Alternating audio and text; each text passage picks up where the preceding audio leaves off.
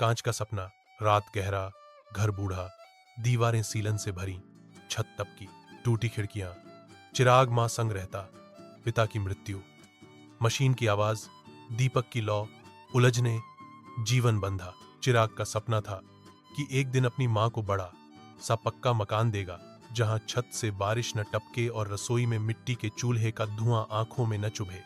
पर यह सपना उसके लिए कांच की तरह था, नाजुक, चमकदार, लेकिन दूर। उसने पढ़ाई में हमेशा अच्छा किया था, हालात ने कॉलेज छुड़वाया, मोबाइल दुकान पर काम, पुरानी किताबें, पलट पलट कर मशीनों की दुनिया में खो जाता। उसके हाथों में गजब की कारीगरी थी, टूटा हुआ पंखा हो या मोबाइल, वह उसे बड़ी सहजता से ठीक कर देता। मगर उसका मालिक उसकी मेहनत का आधा ही पैसा देता।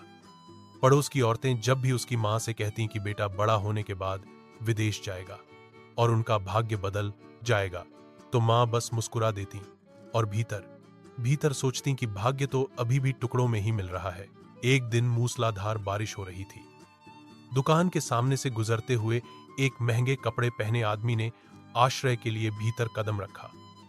उसके हाथ में महंगा मोबाइल था जो अचानक बंद हो गया था।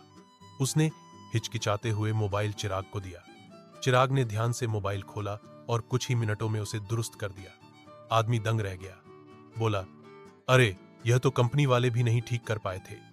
चिराग ने मुस्कुराते हुए कहा, साहब, मशीनें भी इंसानों जैसी होती हैं, बस उनके दर्द को समझना पड़ता है। वह आदमी दरअसल अरविंद मेहरा था, एक बड़ी इलेक्ट्रॉनिक्स कंपनी का डायरेक्टर। उसने चिराग से कहा, तुम्हारे हाथों में हुनर है, इस छोटी दुकान में यह हुनर झाया हो रहा है, अगर चाहो तो मेरी कंपनी में ट्रेनिंग के लिए आ सकते हो। चिराग का दिल उछल पड़ा। उसने मां से बात की। मां ने आंसू भरी आंखों से कहा, जा बेटा, यही तेरा असली रास्ता है। अगले हफ्ते वह कंपनी पहुंचा। वहां पहली बार उसने ऐसी मशीनें देखी जिनके बारे में वह सिर्फ किताबों में पढ़ता था। आधुनिक रोबोटिक आर्म्स, जटिल चिप्स और नए नए आविष्कार। यह सब उसके लिए किसी सपने जैसा था। लेकिन सपनों के बीच ताने भी थे।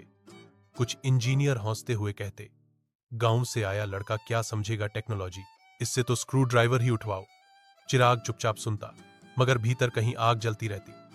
उसने ठान लिया था कि इन सबको साबित करके दिखाएगा।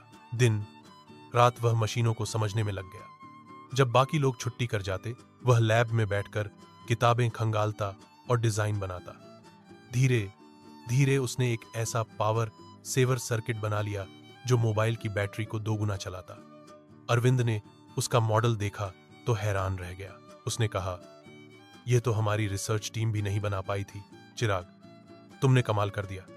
धीरे धीरे कंपनी में उसका नाम होने लगा, मगर हर सफलता दुश्मनी भी लाती है। कंपनी का एक सीनियर इंजीनियर राजीव चिराग से जलने लगा। उसने चोरी छिपे चिराग के डिजाइन पर अपना नाम डालकर पेटेंट कराने की कोशिश की। जब यह बात चिराग तक पहुंची तो उसके पैरों तले जमीन खिसक गई। अगर यह सच साबित हो जाता तो उसका सपना यहीं टूट जाता। उसने हार नहीं मानी।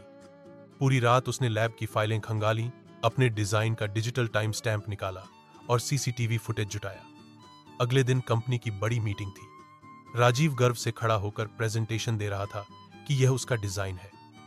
तभी चिराग खड़ा हो गया और बोला, सर, यह डिजाइन मेरा है और मेरे पास सबूत है। सब स्तब्ध रह गए। अरविंद ने जांच करवाई, सच सामने आ गया।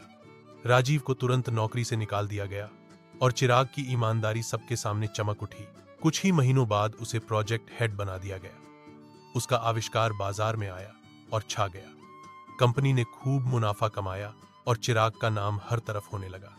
पहली तनख्वाह से उसने मां के लिए नया घर खरीदा। वह छत अब टपकती नहीं थी, रसोई में गैस हमेशा भरी रहती थी और मां के चेहरे पर सालों बाद सुकून की मुस्कान लौट आई। मां ने आंसू भरी आंखों से कहा, बेटा, तेरे पापा तुझ पर कितना गर्व करते, लेकिन चिराग का सपना यहीं खत्म नहीं हुआ। उसने अरविंद से कहा, सर, मैं चाहता हूं कि मेरे जैसे हजारों गरीब बच्चों को मौका मिले, जिनके पास हुनर है लेकिन पैसे नहीं, जिनके सपने हमेशा कांच की तरह दूर और नाजुक लगते हैं। अरविंद ने उसका हाथ थामकर कहा, चलो मिलकर ऐसी संस्था बनाते हैं जहां हर बच्चा अपने सपने को सच कर सके। धीरे धीरे उस संस्था ने काम शुरू किया। गरीब बच्चों को मुफ्त ट्रेनिंग मिलने लगी। उनके लिए छात्रवृत्ति और प्रैक्टिकल लैब्स खोली गई। चिराग की मेहनत ने न सिर्फ उसकी मां का जीवन बदला, बल्कि हजारों बच्चों को अपने सपनों तक पहुंचने का रास्ता दिखाया। उसके जीवन की कहानी लोगों के लिए प्रेरणा बन गई। कभी जो सपना उसे कांच जैसा लगता था, नाजुक और दूर, वह अब हकीकत बन चुका था। और यही उसकी सबसे बड़ी जीत थी कि उसने न सिर्फ अपने लिए बल्कि समाज के लिए भी रोशनी का दिया जलाया। If you like this video, please comments, like and subscribe. Thanks for watching.